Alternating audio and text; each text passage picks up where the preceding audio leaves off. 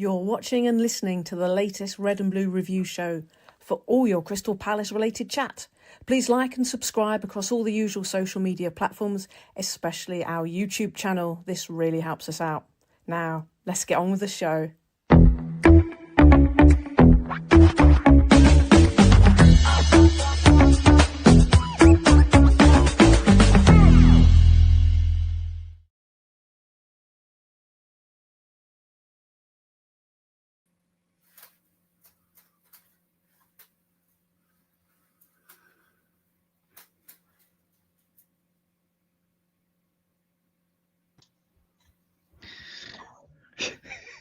What's he on?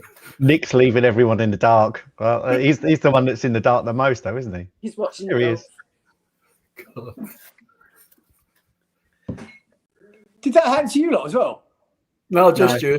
Just you. Oh, right, okay. Ladies and gentlemen, good evening and welcome to the Red and Blue Review Podcast. My name is Nick Philpott. I'm here with you for the next hour, and we're going to be talking about God knows what, because we've got not very much to talk about, really. Let's welcome the crew. Jimbo, I can just see the top of your head. Are you trying to do Ian Lyons look-alike with your bald head? I joined him years ago. Don't worry about that. How are you, mate? You all right? Yeah, I'm good. And I'm really pleased that we changed the introduction. Nigel's got the sack very early doors. I'm glad you heard the introduction because I never heard any of it. But there you go. I think that's probably my Wi-Fi. Teresa Baker, come off mute, darling. How are you? Yeah, I'm good, thank you. Hello, everyone. Good to see you, honey. How long has it been? It's been a while. It has. It's been a few weeks, hasn't it? Well, don't make it so long next time. And welcome back. False choice, you wish you were that high up the list, mate. Okay, for those the benefit of those listening back on the podcast after the show, he's actually written on the screen, Ian, fourth choice. Ian Lyons, welcome back, mate. How are you? All right, not too bad. At least I wasn't fifth like other people. But there you go. Listen, I'm so impressed with the production values of this podcast have gone up. Fantastic. Especially when blanking you out. And they did. And I really was blanked out. I thought, well, Ian's going to have to take over the show in a minute. I hope we're coming over loud and clear anyway. So, Ian, I thought you retired. I thought the whole point of you moving was that you semi-retired. You seem to be working harder than ever. Oh, I won't get into it too much, but yeah. But listen, retirement's just around the corner, I'm sure. If it's not work, it'll be by the end of this show, I've no doubt. Well, look at all that lot flipping up in the chat. It was just me. Thank you, Paul. I've just seen that, mate. All the people out in the chat, welcome to wherever you are in the world. Thank you for joining us. The regular crew of Ian Noble, he's on a boat somewhere, puking up over the side of some ship. Paul Gear, I don't know where he is tonight, but he's absent without leave. But they'll all be back next week, no doubt. The Glory Hunters after Europe. And talking about Europe, are any of you plastic people on screen going next week, or is it just me? Not next week. I've got tickets booked for Shelbourne, or flights booked for Shelbourne Hotel. I've got hotel booked, thanks to my brother. Jim, you got to hold him to that, by the way, for the final. But we've got to get there first, haven't we? Teresa and I were chatting about Strasbourg as well. I like the look of that. I might have to mosey over there. I've got an update for you on that. What Ian's talking about, ladies and gentlemen, Ian's talking about the chartered flight Palace have put on for which game was that in? It's the Strasbourg. I've got latest thing I heard this afternoon and it was after you guys were talking about it in one of the chats, is it sold out already? Wow. Oh, yeah, seriously. No. I heard Jim was a trolley dolly on that one. He'll be on the PA system if nothing else, bless his heart. Ian will charter his own flight. He's all right. Yeah, all right. Okay, mate. He can afford it as well.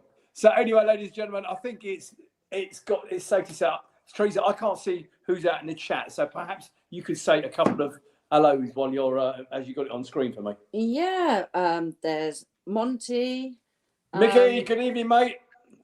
John Knox is on. Hello, Johnny boy. Rich, Tommy Samuel, Joan Wells.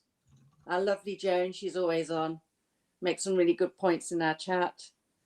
PR66. Yes, Paul. Yeah. Mukhtar, my brother. Mukhtar, yeah. Keith. Kev's out there, is he? Yeah. Where's Kev been? I ain't seen him for ages. I hope you're well, mate. know. Listen, I'm going to move on. I'm going to take it on more or less straight into the game. But before we do, I don't know if you guys are aware of the lumps that I go to football with. I go with a couple of enormous fellas, and I've been doing it for years. Huge, great giants of men, Richard and Simon.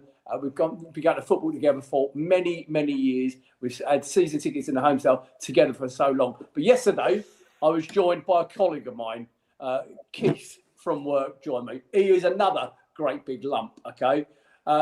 Schoolboy era. And the reason I'm telling you all this is because when we scored at early doors, that Therese is going to be telling you about in a minute, okay? Bear in mind, I'm only, whatever I am, 5'10", okay? I got flattened by Keith. Keith, mate, I've got your tickets for the Bournemouth game and probably the Brentford game. I know you're watching with Rachel. I hope you're both well. I hope you had a great day and a great evening, mate. It was fantastic to spend some time with you. Anyway, Teresa, I would like you, if you'd be so kind. Teresa's going to do... Is this the first time you've done this?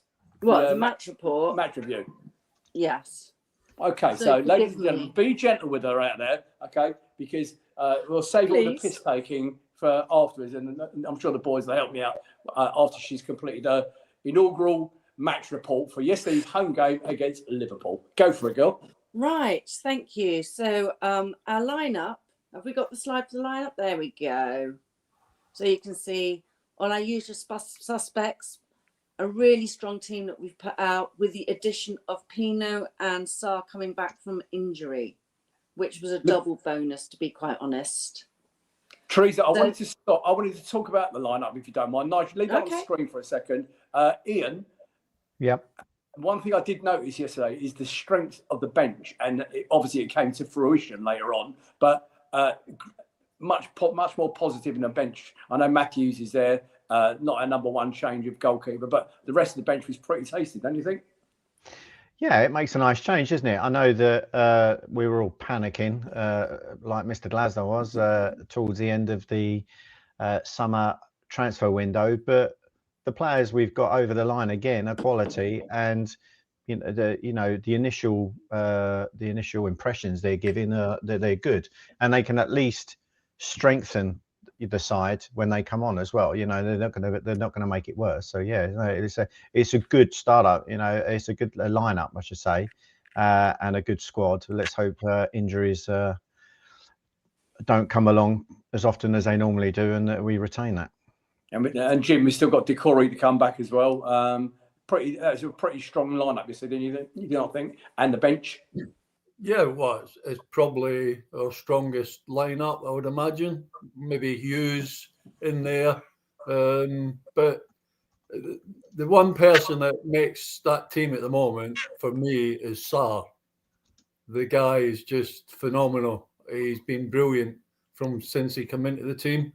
And I think he makes JP Mateta and Munoz his job easier, because the way he carries the ball, the way he runs in behind, and him and Munoz do really well together. And you can't replace somebody like that. We talk about Eze. That guy week in, week out gives 100%, and he's a really good player and a good finisher. So, but yeah, we're looking strong, and it's nice to bring players on and not feel that you're going to be weakened. That's the most important thing. Do you think Hughes would have been is a little bit unlucky to be dropped down to the bench? Well, he swaps that mid. The nice thing about it is he swaps the midfield about. The back three are constant, and probably the front three are constant. The two wide guys are going to be constant, but the two middle guys, 1 minute he's got Lerma in there, and he's either got Hughes or Wharton or Kamada. So, and they seem to all take it in their stride. There's no sort of throwing the toys out of the pram when they're not picked. So, and I think that's the way he keeps it all fresh. Yeah, and I agree. I think he's got to the stage where now egos are left at the door. Okay, it's a team ethic or nothing. Sorry, Teresa, we were interrupted. On you go, my love. No, that's fine. Okay, so first half starts, and we're 9 minutes in, and literally Sarr scores. It's a beautiful goal. And do you want to say any, guys, about the goal, Sarr's goal? Yeah, thoughts on whether it was a corner to start with? I thought it was. What do I know? Having seen it back on TV, Mitchell definitely got the last touch. I'm pretty certain of that. Jim? I would agree with that. I've got to say. Yeah, it looked like it. But I see something today. I don't know where it was on the telly, that they're actually looking at VAR to interfere with decisions like that. So if it does come about, VAR will say that's a goal kick as opposed to a corner kick, which goes for you, goes against you, doesn't it? So Well, let's hope they can see handballs as well, shall we? Meow. What? A vicious swipe. In you go, girl. Carry on. What? So, by the way, anyway, we didn't mention. Hang on, before you do carry on, we never mentioned the referee. The referee was Chris Kavanagh yesterday. Chris Kavanagh. We are now unbeaten with him in charge in all competitions for 3 years. 7 matches, 5 wins, okay, including 1 penalty and 2 draws, apparently. Thank you for Paul Bristow for supplying me with lots of stats tonight. Carry on, lovey. One thing that I have noticed, and I don't know whether you guys agree, I think the referees have been given a little mandate to say, you've got to start letting some of these fouls that aren't fouls go. Because there seems to be a bit more rough and tumble in the game when people are falling over and the referees are just going, that's not a foul, get up. Good. And so it should. We all know. Absolutely. We all know Jim Cannon's views on referees at the best of times. But I mean, let's face it, he did let quite a lot go yesterday for both sides. In fairness, for both sides, you agreeing? Oh, without a doubt. I mean, I've said in the past that I'd like to see boards give out bans for, you know, after the game, post game, for people that are blatantly diving and con the ref. You Completely know, agree. I just think at the end of the day, Cheating. Mr. Cannon, I'm sure, would agree, tackling's an art, you know, and too many times now, decent tackles are getting given for fouls, and you know, people where their tackles, no tackles at all, are being given for fouls. It's so fast now. The refs need help. Whether or not I would agree with VAR intervening on everything, I'm not entirely sure. Maybe I'd like to see the refs actually posing the question in the air. Can you tell me whether that was a free kick or whether that was a foul or dangerous play, like they do in rugby? Let the play go and then pull it back up once someone's had a look at it. But yeah, I don't know. I still think I think it's going to be years before we even sort VAR out, to be honest. I agree. So I don't know why football can't take a lesson out of rugby union, because rugby union, it works perfectly. The television refs and rugby union, the fans and they don't surround the ref. Okay, that's the other thing.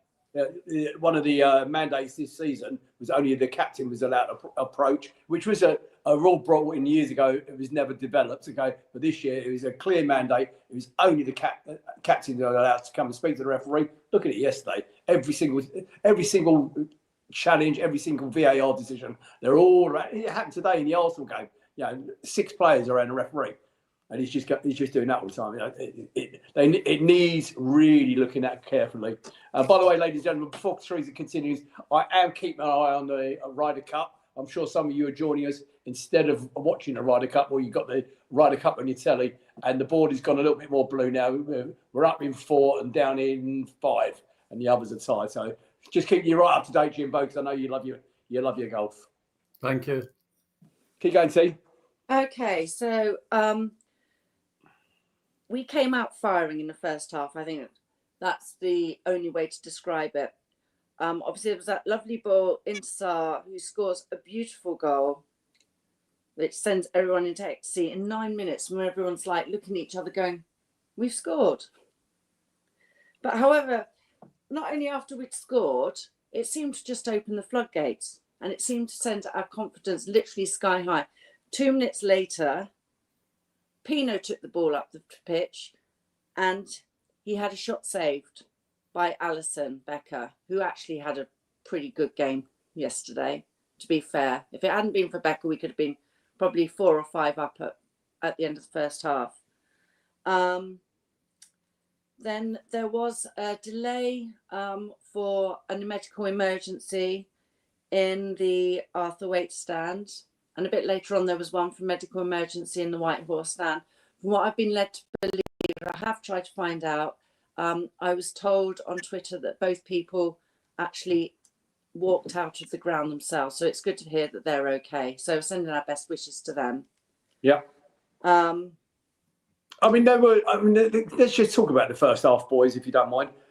We battered them. I mean, even Shearer, who is normally anti any smaller club and pro bigger club, even in fairness to the BBC, their analysis on the game was, and Shearer was absolutely right. He used the word, we battered them, Jim, didn't we? Yeah, 100%.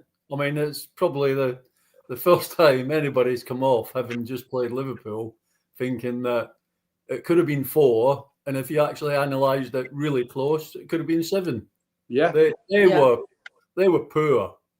We got at them so quick. I mean, their defence, you can see why they won't get here, because their defence is a little bit shaky. And yeah, I mean, it was probably the best 45 minutes I've seen at Palace since we got into the Premiership.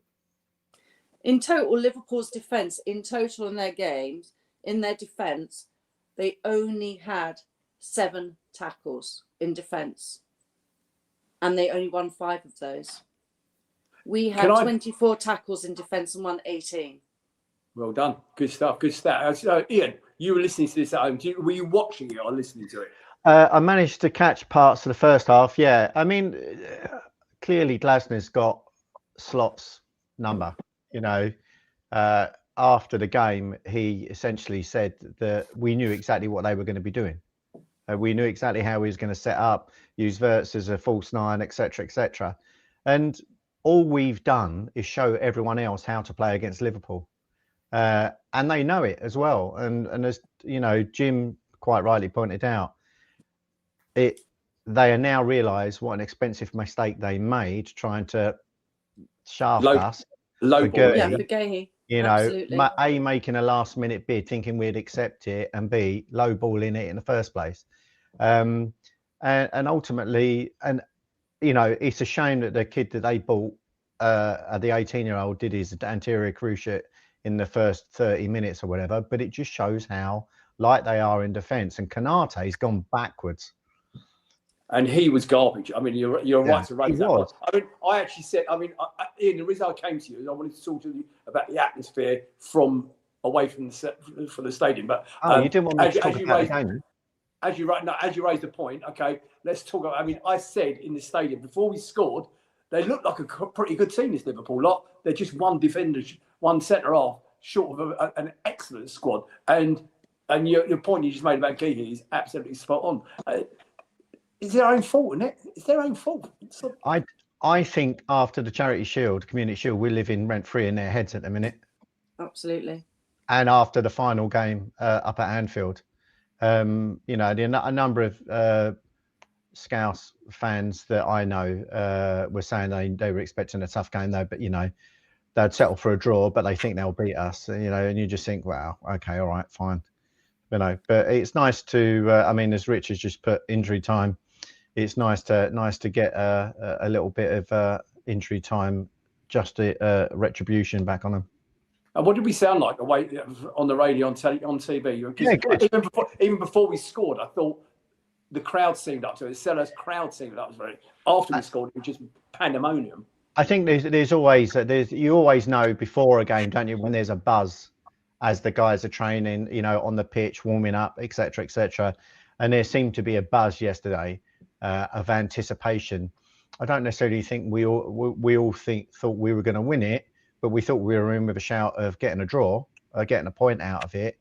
So yeah, so it was constant as well throughout the game. There weren't. I can't remember a lull in the atmosphere from what I heard. Jim, for me, you're because obviously you sit opposite the away fans, and I sit down to the left-hand side of them in the bottom of the home cell. From where you were, did they? I mean, Kevin just made the point in the chat that Liverpool fans seemed quiet. Were they quiet for you as well? Well, I think they were bemused after the first 45 minutes because they're probably looking at their team thinking, what's going on here? The best crowd that we've had down here was Sunderland last week. Yeah. The other week. They were brilliant from start to finish. And their team played well, and they've showed that they're still going strong. But yeah, Liverpool, I think our team quietened the Liverpool supporters. Because normally they're thinking they're going to beat. They must think every time they go out, the fans, that they're going to win 2-0, 3-0, 1-0, whatever. But Interest of being fair, though, we're Why? digging Canate out. He did get a yellow. He did get carded in the 26th minute of the game, which I think probably did affect his performance for the rest of the game, because he was already on a yellow after 26 minutes. I didn't even look at the bookings actually. How many bookings did they get in total? Who, Liverpool? Yeah. I think it was 3, wasn't it? Okay. Let me just check. So I can carry on with this first half anyway, love. Okay, so the floodgates opened basically, and we had shots on literally the 11th minute. The 22nd minute was the Munoz header that went too high. 23rd minute was that beautiful little 1-2 with Wharton from John Paul Mateta to get the ball back to have a strike. However, it was in the middle of the box and got saved by Allison. They tried a strike on about the 28th minute, Liverpool. That was Isak, and he drove the ball. However, it was wide of our post. And I'll tell you what, I was in Lower Homestyle. You could hear that ball hit the hoardings on that 28th minute. I think it's more of a ricochet, wasn't it? Because he sort of stumbled as he hit it, and it ricocheted in. And as you say, he went wide of the post. But on the subject of Isak, boys, talk to me about £125 million worth of Isak. Complete waste of money. Jim? Oh, he's quality, isn't he? I mean, he's shown at Newcastle that he's an unbelievable player, great goal scorer. He's missed all pre-season for whatever reason. He didn't want to play and he wanted to move. But I mean, he'll be one of the top goal scorers in the league. I thought when he went through there, Lacroix was inches away from tripping him up, and I think penalty. So did I. He stumbled a little bit and then just tried to get that little bending shot in. So we got away with that, I think. Ian, worth the money? No. On yesterday's show? No, well, no. On yesterday's show, he's not even worth the admission. But I think that what I would say was, out of the £220 million players they got, is by far and away the better prospect. As Jim said, he's just got to get over his lack of pre-season, and they've got to understand his runs, and he will score. Wirtz, on the other hand, what the hell are they thinking of? You know, clearly is a decent player. 120 million. He looks completely lost. I think the one striking difference you could see between the two teams, between us and them, is that our team have gelled as a team, and our boys knew where each other were going to be. There were so many missed passes from Liverpool that just went out for throw-ins. It was ridiculous. I've never seen anything like it. Go on, Ian. Have you got a stat for that, Teresa? How many missed passes? For us? No, for them. Oh. Ian's obviously got it there. Go on, Ian. No. It's just unfair of me. I thought, I'm just so impressed with your stats so far. I thought you might have had that. Sorry. I've got it somewhere. I've written it I've down. got another one for you. While she's looking it up, do you realise we have not conceded a single first half goal in all competitions this season? There you go. I've got, mate, they're going to keep coming. I've got more out here. There you go. Keep going, T. Okay, so then we get to 45 minutes, and with the emergency and everything, that's an extra 10 minutes onto the game. In that time, in the 10 minutes time, we had 2 attempts by John Paul Mateta to get the ball in the back of the net. Who's John Paul Mateta? Huh? Who's John Paul Mateta? Oh, centre forward. Jean-Philippe Mateta. Jean-Philippe, sorry. Do you know why? Because I've got a friend called John Paul. That's Mateta. Why, isn't it? Okay, so we got 2 attempts, beautiful attempts by Mateta to get the ball in the back of the net. And one of them hit the underside of the crossbar. Any other game, that would have been over the line. Unfortunately, it wasn't. And also, there was a beautiful save by Dino in that extra time as well to prevent a Salah attack. Um, And I tell you what, from the Homestead, see, I didn't see that. I only realised that on watching back the replay. Had he not got a hand to that, that would have gone in. Great save, boys. Yeah. oh, beautiful save. Nick had his beer goggles on, he couldn't see it. You're right. Yes, I did. I've got to say, I think Alisson won man of the match after 34th minute. How, we've said it already, how we weren't 5 up. Yeah, exactly. And it's not, I think there was only one effort that went over, and that was just after hitting the post, wasn't it? Mateta went through on goal again, swiveled left foot, and it barely went over the bar. But you just knew, didn't you? You just knew that we could end up ruining those chances, being so wasteful. Certainly at half time. Yeah, the fear was that we should have been 4 or 5 up, and we weren't. We only went in 1-0 up, and you just knew that they were going to come around and turn it, or attempt to turn it around in the second half. But keep going, see.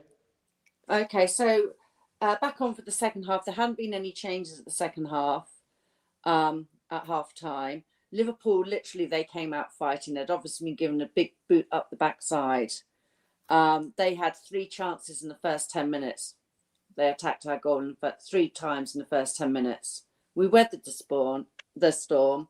In about 62 minutes, I think it was, Hughes came on for Wharton, for Adam.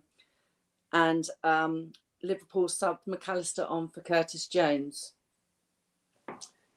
And then it was a bit of back and forth, really. There wasn't anything too... I can't remember what time that... There was a point in the match where Kamada got hold of the ball, and I can't remember which minute it was, and he literally drove at Liverpool supporters, and it was like the Red Sea parting. He drove through and he did a beautiful forward pass. Yes, Ian, tell me. Well, no, I was going to ask your opinion of Kamada, Teresa. What are your thoughts on him as a player? Do you think he's improved since the player we saw at the start when we got him? Kamada is playing how Ollie Glasner knew that he was going to play. His speed has increased, his facial awareness has increased, and he's now confident bringing the ball forward. Jim, I want to ask you about Kamada, because he's had a lot of flack over the last few months.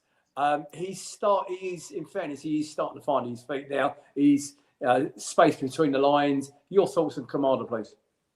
Yeah, he's looking a lot better. I think when we first saw him, we were thinking, what does he bring to the team?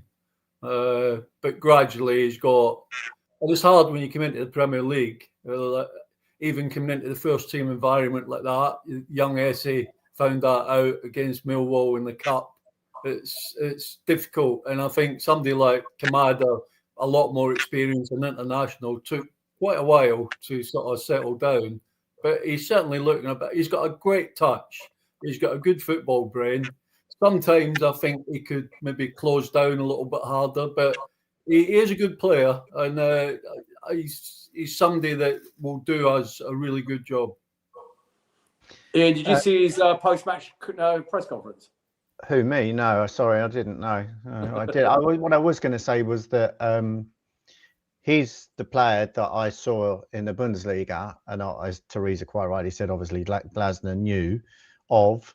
I still think he's a bit light in possession and turns the ball over quite a bit, but he's definitely finding his feet, and he's definitely, with Jim touched on it earlier, Glasner's clearly rotating and giving the midfielders a lot of minutes. I think he drifts out of games. I still don't think he's got a full 90 at the level he shows in the first 60 in him, but then you could say that most midfielders in today's game. Yeah, I just think it's a bonus, and he's worth every penny. We got him on a free. I don't care how much we're paying him. He's worth every penny at the minute. Yeah, we've got a good, solid squad player. He's he won.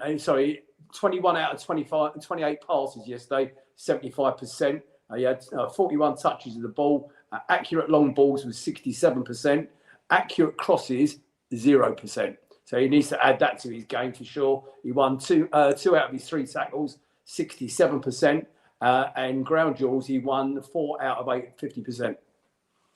And I just knew that information off the top of my head, guys. I was just rattled. Thank you, Sheldon.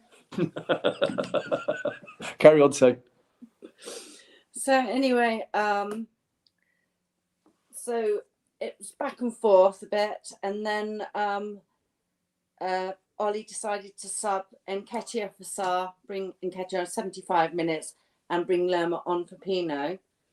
And did anyone see the press conference where Ollie said that he thought that Decore would be back after the international break? By the way, yeah, that's fantastic if that's the case. And that's what he said. He did have a setback from the original injury. But I did hear that he was back in training again.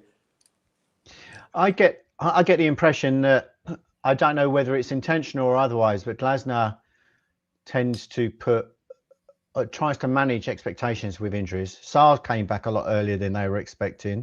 I think Walton came back from his strain, Villa a bit earlier than expecting. So, you know, maybe we will see him, Decore, just after the break. That'd be good. That will be really good. It will take him. People need to give him time. It's going to take him quite a few matches to get back into the rhythm of things. But if we can give him 15 minutes here, 20 minutes there, absolutely. I think for the squad and for keeping the risk of injuries down, I think that's going to be so important. And I also think we need a massive shout out behind the scenes medical team and the physios and that are doing a fantastic job there as well.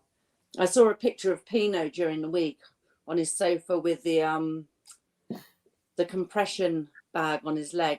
I thought you were going to say with Grigio. Hey. Pina Grigio.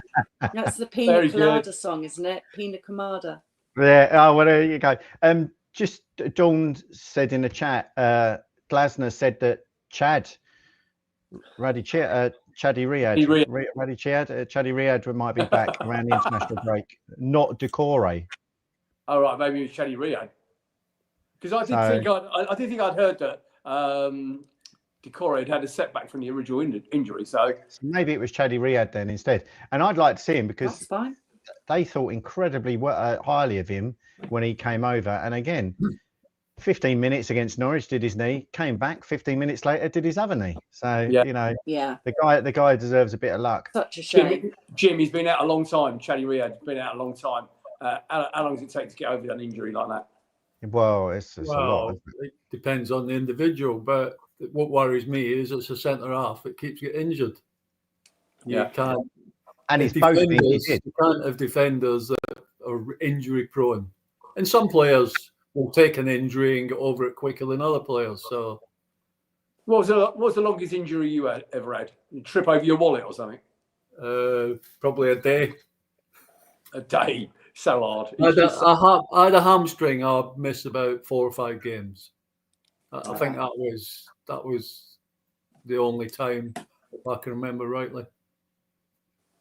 How you getting on, Tree? You got any more, Teresa? Well, a little bit. Because in the 87th minute, the 87th ball minute was put into our box, and this is where the controversy is about whether there was a handball by Mohamed Salah. This wasn't mentioned on Match of the Day, and it wasn't on any of the social media highlights. And Chiesa left-footed the shot into the bottom right-hand corner past Dino. What about the okay, guys, what about that handball? I haven't seen any live footage of it. I'm going to put my hands up. I've not seen any live footage of it. Well, from what I saw of it, he was pushing Alisson for man of the match, but it was the merest of touches. But it was his arms in a natural place, touches it, they score from it. I think. Did he touch it?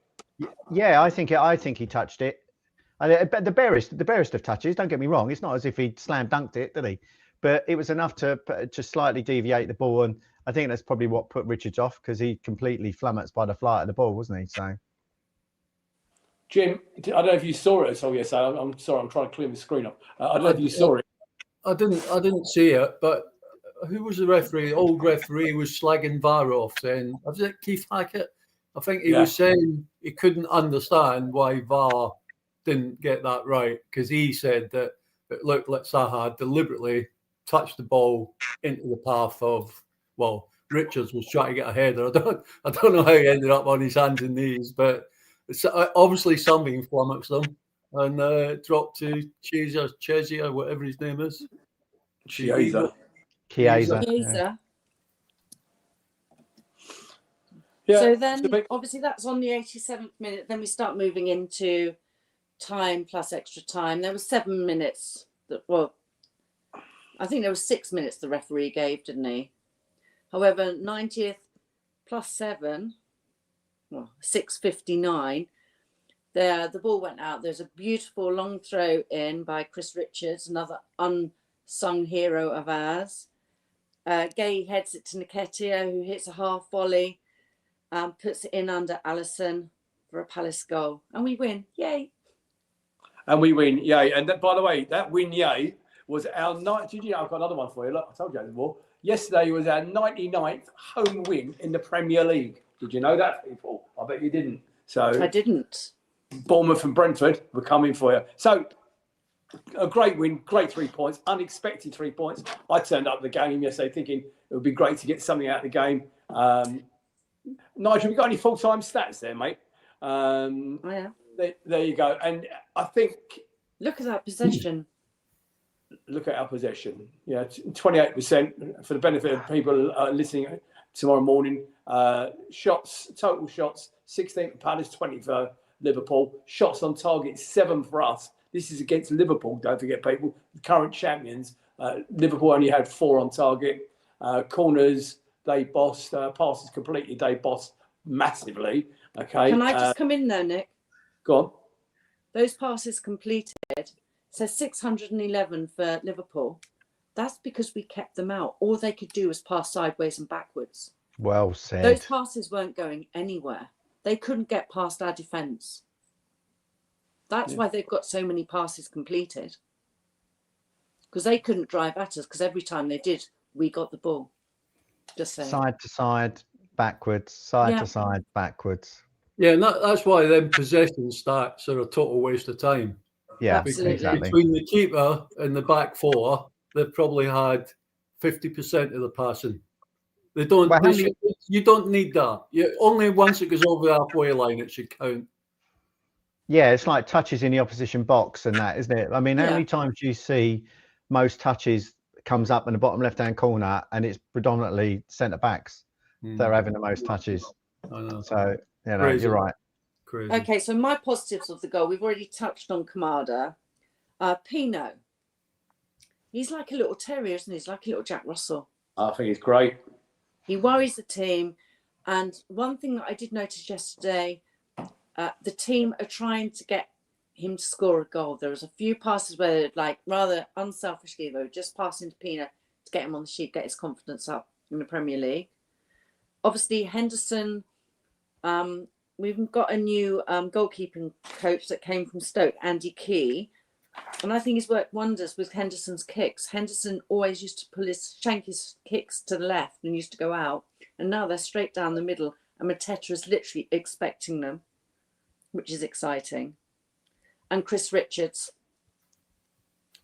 underrated and undervalued is Chris Richards. You know what? I don't know if he is underrated. I don't know if he is undervalued. If you remember when he came, not by us, Jim, I want to talk to you about Chris Richards. If you remember when he first really came into the team after Chalobah went back on from an early loan, was it 2 seasons ago?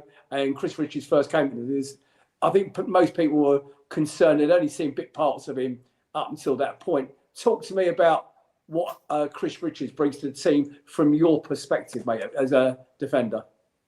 Well, you look at a centre half, a defender, you want strength and depth. You want somebody that can tackle. You want somebody that's got pace. And the one thing that he's improved 100% on since he came in is his passing ability. When he first started, he was giving the ball away a bit. He's been brilliant. He's really effective in the opposition box.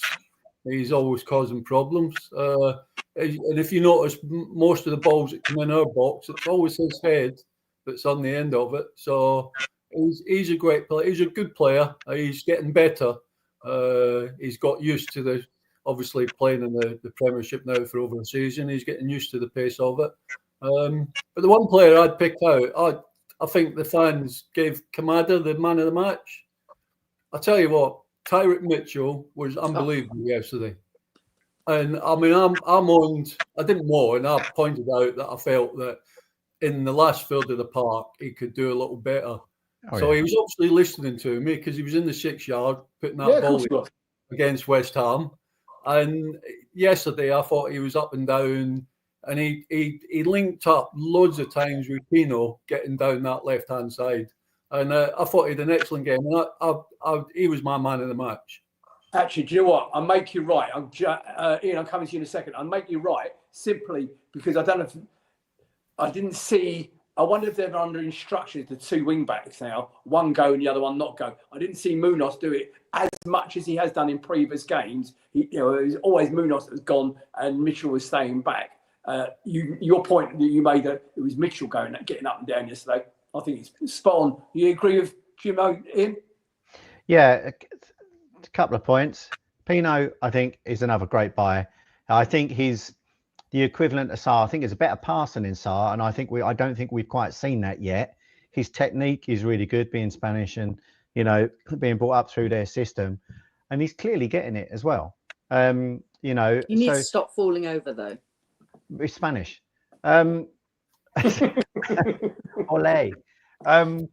He's definitely helping Mitchell without a shadow of a doubt, because he puts a lot of work in off the ball, coming back, covering, which is where I think we're not necessarily missing Ebbs as much, because that side is stronger as a result as well. He definitely is tracking back. I agree. Okay, we miss a little bit on the creativity, but the performances are being built on our defence. And talking about defence, Richard's still only 24, I think. I think they got it spot on Match of the Day last night. Was it last night? Or it might have been on Final Score or something, when they said what they like about this system is that you got three centre backs playing the three central positions. So when one of them gets the ball, they can travel, move into midfield, which then pushes the team up. But the other two can just close in behind, with one of the fullbacks, depending on what side they're pushing up on, just dropping in. And that's the beauty of the system, the fluidity. All three of our centre backs are very comfortable on the ball. And the new kid we got, Convoy, Cavot, is going to be another really good player. He's a unit, and he likes to travel out with the ball, but he just needs time to grow into it. So listen, I can't remember. I'm going to ask the question for people to put in the chat. For those of you who saw the 1990-91 squad that finished third, it was 1991, wasn't it? Do you think this is, for me, this is as close a squad strength-wise as then? And I've got high hopes. I don't want to get too far ahead of myself, but I've got high hopes for this season. Chris Richards' stats for yesterday, people. Accurate passes, 82%. He had 40 touches of the ball. Accurate long balls, because he's playing them out the back, a la Anderson a couple of seasons ago, Jim. 80%, 4 out of 5. Tackles 1, 2 out of 3, 67%. Aerial duels 1. I'm surprised it was only 1 out of 3, 33%. And ground duels 1, 60%, 3 out of 5. I mean, I think, as Teresa quite rightly alluded to, a bit of an unsung hero. I don't think it's unsung by the fans so much, but unnoticed by the mainstream British press. Crystal Palace fans had their tongues firmly in their cheeks when they chanted, "We're going to win the league," but Oliver Glasner's side fully deserved their victory yesterday at Sellers Park. Glasner's emerging side have now gone 18 games unbeaten, playing with confidence after winning the FA Cup has given them, as well as the knowledge that their outstanding leader is once again proving his managerial pedigree. Palace possess strength through the spine of the side from Henderson, Geehee and Adam Morton, who I wanted to talk to you about in midfield, and a thrilling attack striker in Mateta. Maybe erratic, but he's constant danger. Jim, what have we got to do to time Glasner down? And can we or will we? Whatever we can. Well, if we win the Premier League, I don't think he'll go anywhere. If we win the Conference League, I don't think he'll go anywhere. If we win the FA Cup or the League Cup, he won't. He's not. He's got something really good going here. I mean, he left his last club under a cloud, and they'd lost a load of games, and things weren't working out. But he's obviously If I sort of try and class him alongside people I know, I would say he's the nearest I've seen is somebody like Terry Venables, who I think was the best coach this country's had for years and years. And this guy's phenomenal. You never know. I mean, if one of the big clubs, Manchester United, come in for him, I mean, would any manager turn down that sort of job? But I'm sure he'll stay at Palace. I mean, he started a job here, and he's got better and better. The team's got better and better. And when you're winning, you're happy. But they'll have to give him the right money. That's the thing. Because at the end of the day, you don't keep people like that if you're not paying them the right amount of money. Well, paying him, or you're talking about squad development money. What are you talking about? Well, both. Whatever he wants. Him as well. Yeah, whatever he wants. I don't think they'll pay him whatever he wants. But yeah, obviously as well, you build on the squad. I mean, he must know that as a club, we are more a selling club than a buying club. And we've got rid of Elise last year. Year before, we got rid of Ezzy this year. We brought in a lot of money.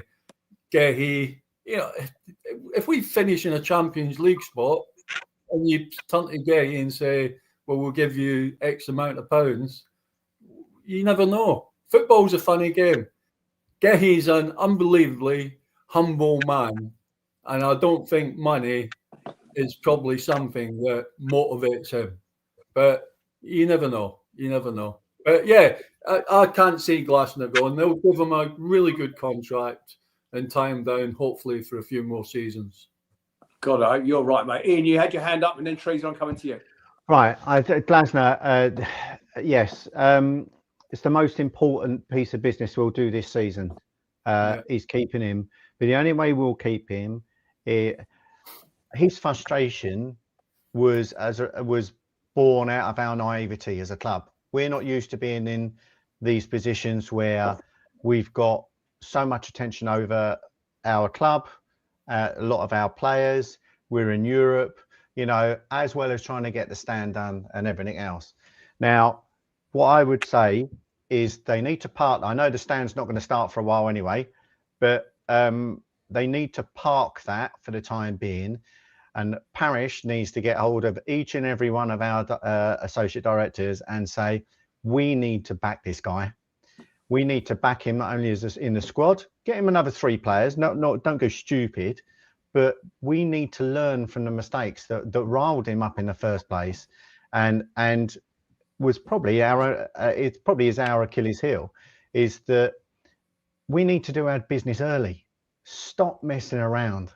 Just do the business early. Get him in, back him. We know that he will actually, provided they're players he can work with and he's happy to take on. We know that he will give us a good base from which to move up, maybe into the top 6 in a year or two's time. Get him on a 3-year contract. The only club I would be slightly concerned of losing him to would be Chelsea, because it means he doesn't have to leave London. I know him and his family, certainly his daughter, likes London quite a bit, and they're quite wedded to staying in the area. But if Chelsea decide that they want him, then I think we haven't tied him up by then. I think that will be a struggle. The stand can wait. We get our success on the pitch. The rest of it will come. Thank you, mate. Trees, I'm just coming to you. Golf update. It's still 5-12. We are up in 2 and down in 5. Talking of golf, we'll keep him. If down in everyone four. that sees him on a golf course, sees Ollie Gersner on a golf course, keeps buying him lunch, we'll keep him, won't we? And Teresa, you had your hand up. You wanted to make a point? Yeah. I was just about to say, we've got to remember that a few years ago, we sold Aaron Wan-Bissaka to Manchester United for £50 million. And he built our academy. And look what we've got coming through from there. Keep the stand on hold. Give Ollie what he wants. If this is what he can do with players that he's inherited, not necessarily pinpointed, imagine what we're going to be like in a few years' time. And also, have you guys seen the Steve Parish interview from 2014/15, where he states on Twitter, in 10 years' time, we'll be at the top of the league? And there's a quote from Steve Parish from 2014/15 season, if you look for it on Twitter. Right, he's got to back the manager, hasn't he? Right, okay, let's move on a little bit. Nigel, up and coming fixtures, please, because I want to talk about what's going on this week coming. And there you go. We'll park the European game for a minute. Next Sunday, we're away at Everton, followed by home games with Bournemouth and Larnaca, and then away at Arsenal and away at Liverpool. So some tough games. That's obviously the Liverpool games in the League Cup. That date hasn't been confirmed yet. Dynamo Kiev away. Now, for those okay, you can take it down now, Nigel. I want to talk to you guys about this week's first ever attempt at Crystal Palace in Europe. I will be there. If you're in Poland this week, come and say hello. If you're walking down Poland High Street and you see me walking down with me Palace shirt on, come and say hello.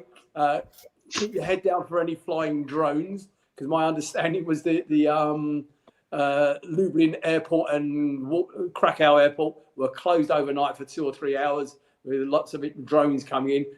If you are going out there, seriously, come up and say hello. It'd be great to see you, but more importantly, stay safe. Okay, please stay safe.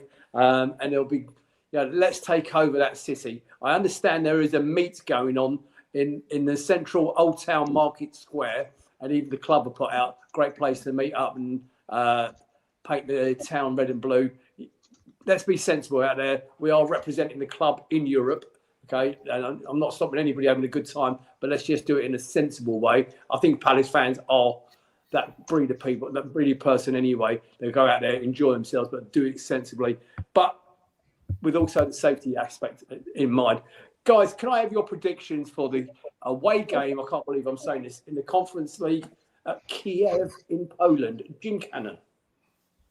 Well, unfortunately, I don't know much about Dynamo Kiev. I know from past experience they were probably a world-class team, but I suppose this is a funny system you played, isn't it? You just play 6 different teams or 5 different teams. No, 6. Is it 6 or 5?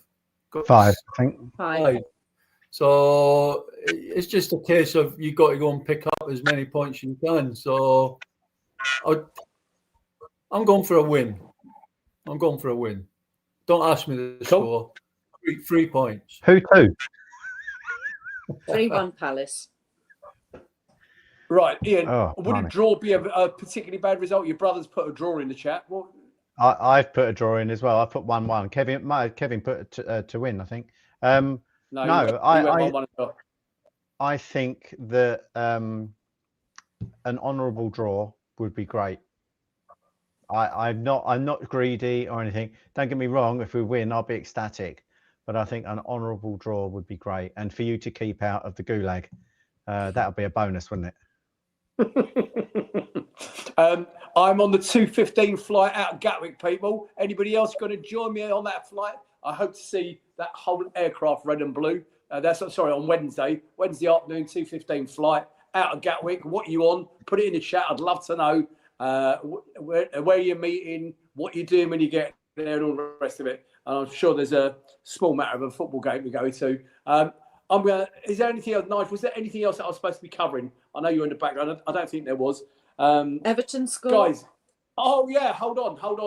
Yeah. Did you see the best part of shithousery I've seen outside the Clifton Arms in all my years of going to Centre? So this is, for those of you can't see this because you're listening back on the podcast, Nigel is showing on screen one of two red Liverpool coaches that have come down the Holmesdale Road after the game, okay, and turn left into Clifton. I think it's left into Clifton Road in front of the pub. The pub is obviously heaving with Palace fans celebrating a great win against Liverpool. And a bloke has come out of the Clifton Arms with a beer in one hand, his mobile phone in the other hand, and bent over in front of the lead coach to do up his shoelace. Okay, he's now doing up his shoelace, and he has taken the piss. And both coaches have stopped. Okay, he's then changed foot and done up the shoelace on the other foot as well, delaying these coaches by two or three minutes, with the Clifton Arms all singing in unison, "You're shit and you know you are." And it was probably one of the funniest things I've seen happen at outside cellar for a long time. Anything else I've got, Nigel? I'm done. I'm involved with other teams and all that sort of stuff because I wanted to concentrate on the Liverpool game. Ian, which of the European games you're looking at? Well, Shelbourne for a start, but I'm quite interested in, as I say, Strasbourg. But how I Somebody get there correct now, I me. don't know. Pre-show, ladies and gentlemen, Ian was mentioning the Strasbourg game, and Teresa and Ian were talking about going on a date together and getting on that chartered aircraft at Posh Palace, seats. the posh seats for hundreds of pounds.